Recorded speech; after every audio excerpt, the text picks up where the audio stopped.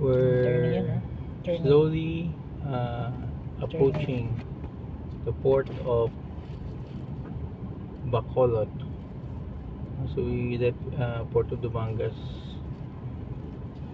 Less than 2 hours na yung biyahe niya, no? Less than 2 hours na. What more or less 2 hours yung budget. So we're in front of ng Monte TriStar pala to, Naroro. Only 1 or 2 vehicles ahead of us. So makita nyo na sa yung entrada because it's difficult to take videos sa taas. There's no area for passengers to take videos for when you approach yung port area. So we'll be taking the Kabangkalan.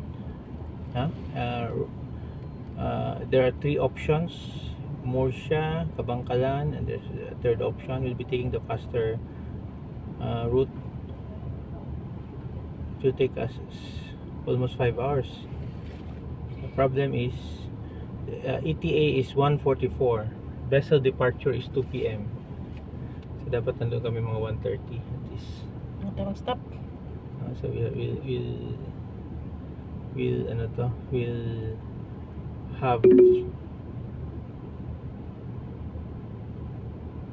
we need to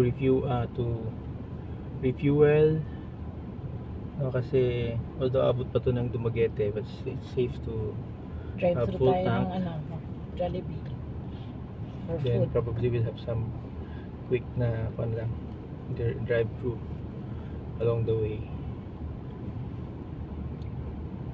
So we need to reach Dumaguete mga 1:30 to be on board sa 2 o'clock na ferry bound for Dipolog naman in northern Mindanao, northwestern Mindanao.